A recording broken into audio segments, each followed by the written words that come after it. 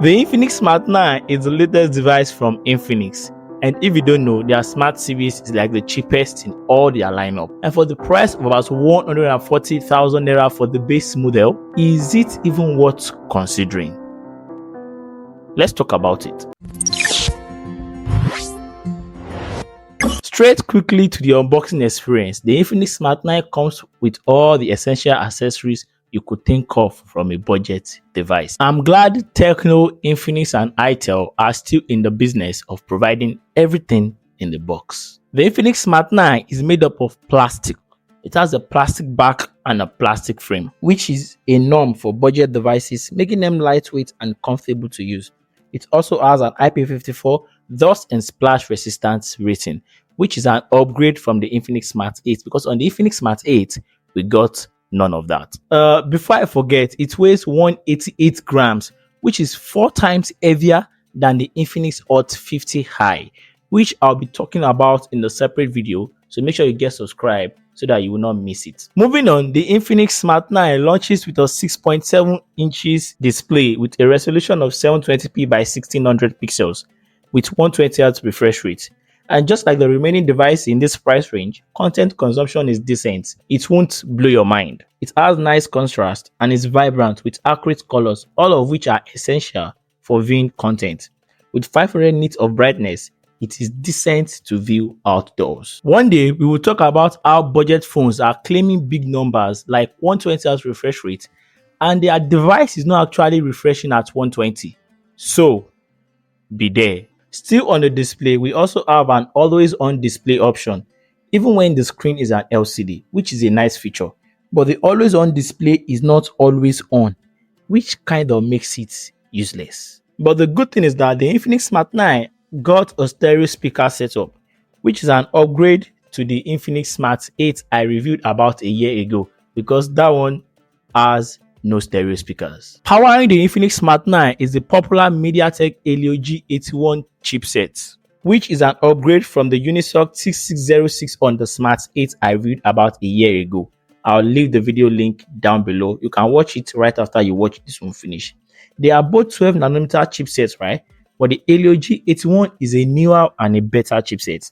That means comparing it to the Smart 8, gaming is better, performance is better, efficiency and scrolling around the UI is better. Generally, when it comes to day-to-day activity, it does well for an entry-level device. And for my gamers out there, this is not a gaming phone. If you are getting this device with the intention to game on it, I would advise you skip this one. Don't get me wrong, it will play PUBG, COD, Free Fire, but you won't even enjoy the game. You will experience lots of lags and eating up, so you won't really enjoy the game. I would advise you not to even try it at all. Software on the Infinix Smart 9 is very simple and straightforward. It comes with the Android 14 but with the Go edition, which is a toned down version of Android 14, as I've said in my previous videos. You won't get some of your favorite features if you have any, but not all your favorite apps and games will be available for download on the Play Store as well, because remember, it is the Go edition. But thankfully, we still got the dynamic bar. And for software updates, I don't think we'll be getting any, or at most, Infinix will give us 1 year of software updates. Battery life on the Infinix Smart 9 is pretty solid, but the battery experience and the charging experience is the same as the Infinix Smart 8. It comes with 5000 mAh battery, which is good and solid and will last you the entire day, even 2 days if you don't use your phone that much. But the charging experience is not that great. It charges at 10 watts.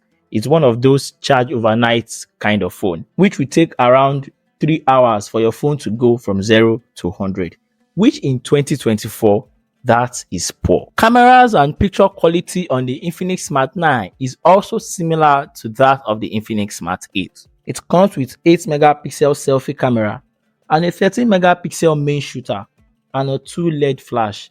And a friend of mine, who is also a tech YouTuber, said, "Looks like 2 cameras, we get just one. It's a 30 megapixel shooter with 2 LED flashes. The last camera is just for decoration." You should go and subscribe to his channel, by the way. And to be honest, I kind of agree with him. Instead of an auxiliary lens, why not just give us a macro or a 5 or 2 megapixel ultra wide camera.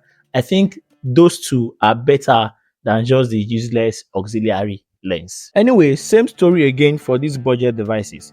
It requires a lot and enough light to take decent pictures that you will find useful. If you do otherwise, you won't get any useful results. And for videos, it shoots at 1080p 30 frames per second max, which is already becoming the standard for these budget devices. Personally, I think the Infinix Smart 9 is actually an upgrade from the Infinix Smart 8. Better chip, better build, and a better redesign.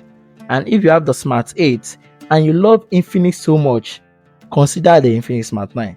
Or if you're looking to get a device on a tight budget, this should be among your options. That is my review on the Infinix Smart 9. Thank you so much for watching as always. Let me know your opinion about the Infinix Smart 9 in the comment section below. And if you are using this device already, let us know about your experience down below.